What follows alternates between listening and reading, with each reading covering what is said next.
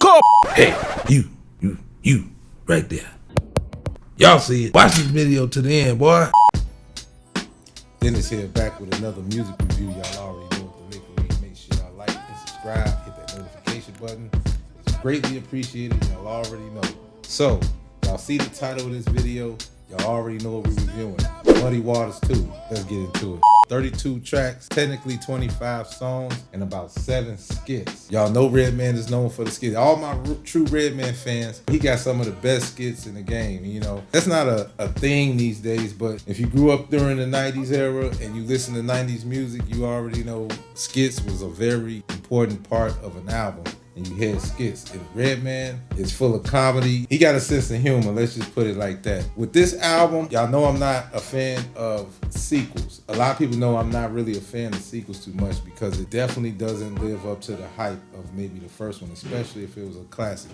With this particular album, this is pretty much overall, I would say a solid effort. But let's just get off into these songs, right? All right, now y'all know I don't review each and every song that is on the album. I talk about the ones that's either that stands out on the album or even the ones that's kind of like, Obviously, this is 25 songs, and we live in a time where, like, the timestamps on these albums is very short. I think, like, the average song used to be, like, 3 minutes and 30 seconds. Now, you probably get about 2.5, maybe even a minute or a little close to 2 minutes. I'm not going to say he kept the same formula, but I will say he enlisted Rockwilder, and Rockwilder's been a long time collaborator with Redman, Method Man when he did the Blackout albums, but that's either here or there. But right now, I noticed that Rockwilder did a lion's share of the production on this one. It was a few other new producers I never heard of. Not sure if they're in Gilla House, if they're Gilla House in-house producers, and Redman actually did a lot of production of this album as well, collabing with other producers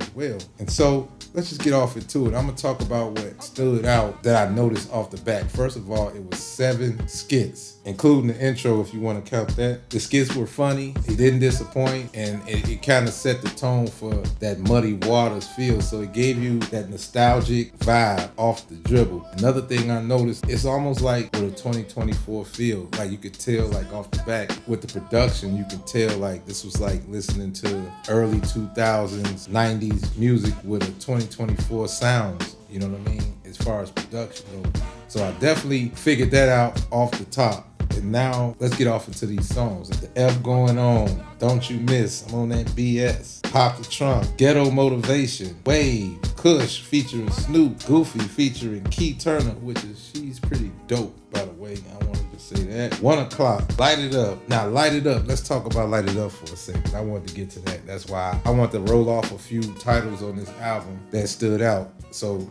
just stay with me, bear with me. We're not gonna be too long. We're not gonna drag this thing out. Now, Light It Up had 10 rappers on there. I ain't gonna say 10 rappers, but 10 acts, groups, and solo artists, all from Jersey. And this was like all throwback, everybody that represents Jersey. This was like, I never seen a posse cut in a while, so this was like a posse cut. Definitely representing the 90s for sure. You had the likes of Shaq, Queen Latifah, Lords of the Underground. You had Nikki D, you had Lady Luck, you had Heather B, you had Channel Live, Artifacts, Naughty by Nature. Just to name some, I can't even name all 10. I probably did. Oh, Rod Dicker. And I think I named all of them. I'm not sure. Y'all let me know if I named all of them. But it was approximately 10 acts on this one. But this was the ultimate posse cut. I think it was like maybe 9 minutes, almost 10 minutes, like 9 minutes and 52 seconds. So that's another thing. I guess that was like one of those surprises that you would have on this album, because I really feel like he emptied out the hard drive on this one because it was not set up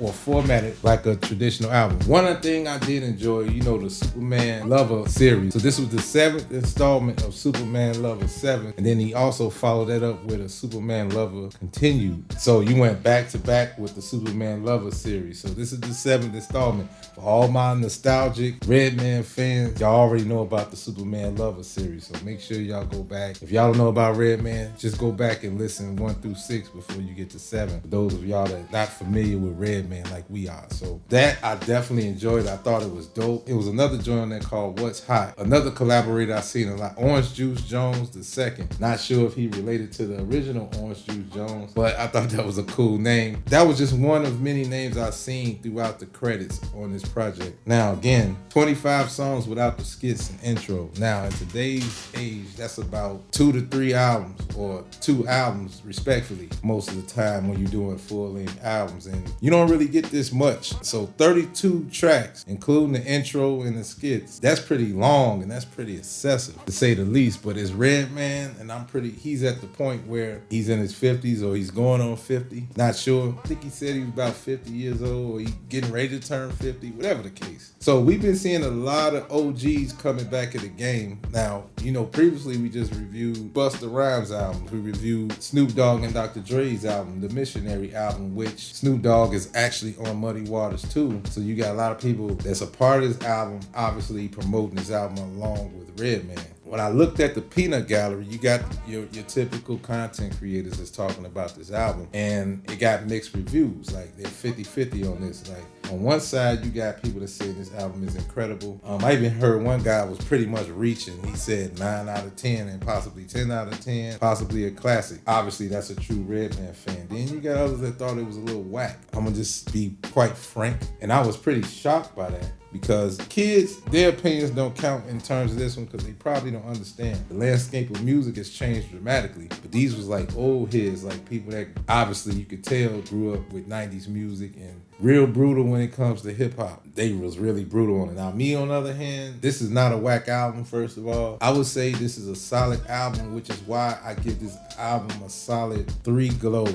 off the drip. What I will say is, what I take away from this album is it was too long. A lot of songs that was on this album could have got left off, because I was at first listen, I was looking at 2.5 globes. Because a lot of stuff I could say, oh man, no. I could say I was disappointed with this album, but I wasn't. But I would just say this was a solid album. If I had to pick the cons about this album, it was extremely too long, and a lot of songs could have been left off. It wasn't no Def Squad or nothing like that on there, but we definitely got our Method Man collaboration, which I expect. Given for what it's worth, I give it a 3 globes though. Like I said, because I didn't come in with any expectations for this project. Even like with the Dr. Dre and Snoop Dogg collaboration, same thing. I didn't come in with high expectations, but I came in expecting certain things. If you checked off those things, then in my book, that's considered a solid effort, because Redman, all our Hall of Famers, our OGs of the game, we really don't butcher them too much, you know what I mean? This is like a no-hate zone. If it was whack, I probably wouldn't even talk about it, let alone get on here and just start butchering certain albums. Now, if it's something that maybe disturbed me, I might talk about that. But in this case, Redman still got it. Redman pen is still sharp. Whether you like it or not, whether you like this album or not, this album is a solid album, especially if you listen to hip hop or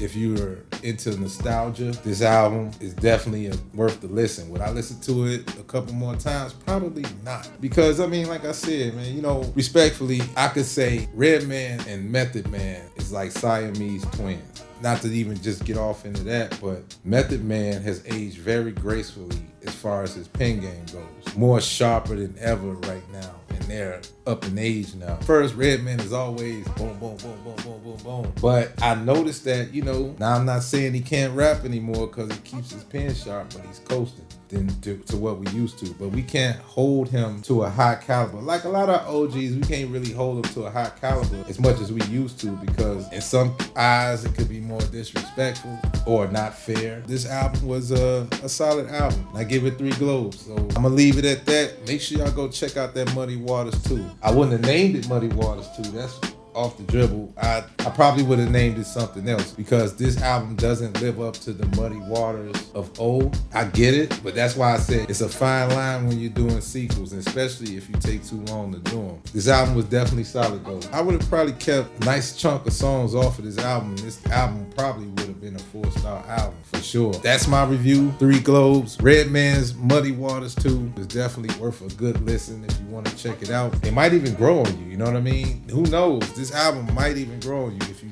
take the time to give it a listen even more. You know what I mean? Like if you at the airport or something like that, if you anything like me, you get on that plane and just pop that in and just let it play and just listen to it. You know what I mean? The production is pretty solid. I give the production like a good B. Yeah, production was like a B. I give it like a B. Shouts out to Rockweiler. He did his 1-2 on a couple of these joints. I want to give a shout out to Teak Underdo. That was one of the producers I see on there. Mike and Keys, definitely that was one. They did the joint Goofy featuring Keith Turner. I thought that beat was fire. So a lot of the production, like I said, I definitely enjoyed the production.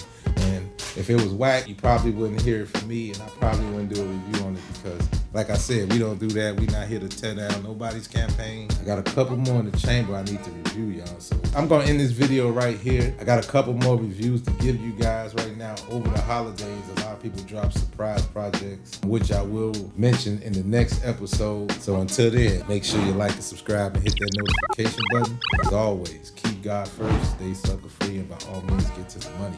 Peace and love, stay healthy. Out this joint.